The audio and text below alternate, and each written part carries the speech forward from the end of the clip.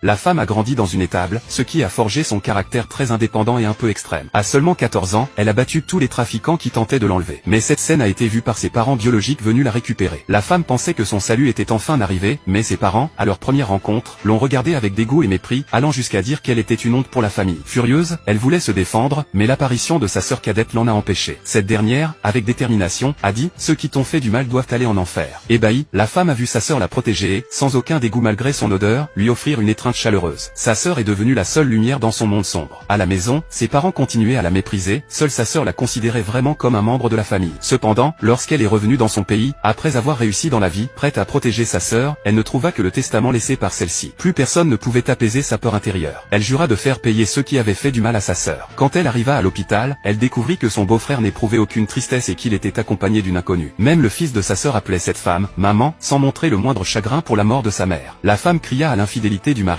mais la maîtresse se plaça immédiatement devant lui pour le défendre. L'enfant de sa sœur voulut aussi la protéger, mais recula sous le regard glacé de la femme. Le beau-frère affirma que la maîtresse était comme une sœur de sa femme. La femme, incrédule, gifla la maîtresse. À ce moment, le mari arriva, ne s'inquiétant que pour la maîtresse avec laquelle il avait grandi. Voyant son visage rougi, il déclara qu'il ferait payer celle qui l'avait frappé. Mais en voyant sa femme, il paniqua et demanda à voix basse pourquoi elle avait frappé la maîtresse. La femme gifla encore la maîtresse et dit « Et alors ?» Le mari tenta de raisonner « Ta sœur est morte, pourquoi te défouler sur quelqu'un d'autre ?» La maîtresse feignit alors la pitié « Si cela rend ma sœur heureuse, je préfère me faire frapper encore quelques fois. » La femme ricana, attrapa la maîtresse, la jeta par terre et la frappa à nouveau. Face au mari furieux, elle cria « Si tu aimes tant cette femme, alors divorçons. » L'homme, incapable de renoncer à sa vie confortable, s'empressa de jurer qu'il n'aimait qu'elle. La maîtresse tenta de fuir, mais la femme la ramena directement. Puis, la femme remarqua que le collier de sa sœur se trouvait au cou de la maîtresse. Elle l'arracha immédiatement, ce collier était le cadeau qu'elle avait elle-même conçu pour le passage à l'âge adulte de sa sœur. Elle se mit de nouveau en colère, mais l'enfant de sa sœur s'avança, « Ce collier, je l'ai donné à la maman de la maîtresse. Ma mère est paresseuse et laide, elle ne mérite que d'être bonne à tout faire. » La femme poussa le garçon au sol. Quand elle souleva le drap pour voir sa sœur une dernière fois, le beau-frère et le mari tentèrent de l'arrêter. La femme commença à soupçonner que la mort de sa sœur cachait quelque chose. Face à eux, elle devint furieuse. La maîtresse se précipita alors pour se faire mal exprès, et le mari, furieux, la fit tomber. Avant de perdre connaissance, la femme entendit une conversation, « Que s'est-il passé avec ma femme? Il ne faut surtout pas qu'elle sache. » Cela renforça sa certitude que la mort de sa sœur impliquait ces trois personnes. À son réveil, son assistante lui apporta des documents. En voyant les jambes blessées de sa sœur et les callosités causées par les travaux domestiques, elle éclata en sanglots. Un an plus tôt, après que le mari de sa sœur l'eut trompée, il la maltraitait verbalement. Ce jour-là, sa sœur l'ayant découvert supplia son mari de revenir à la maison, mais il la poussa dans les escaliers, blessant ses jambes. La femme éclata, car le rêve de sa sœur était de devenir danseuse. Les révélations de son assistante la replongèrent 10 ans en arrière, dans un moment de folie. Elle devint alors comme un démon, prête à faire payer tous ceux qui avaient blessé sa sœur. Pendant ce temps, les trois conspirateurs tentaient de la manipuler, mais la femme, accompagnée de ses gardes du corps, s'approchait d'eux, déterminée à leur faire goûter l'enfer. Leur plan final, envoyer le corps de sa sœur à l'incinération avant son réveil pour effacer toutes les preuves, échoua, car le démon était déjà en train d'ouvrir pour eux les portes de l'enfer.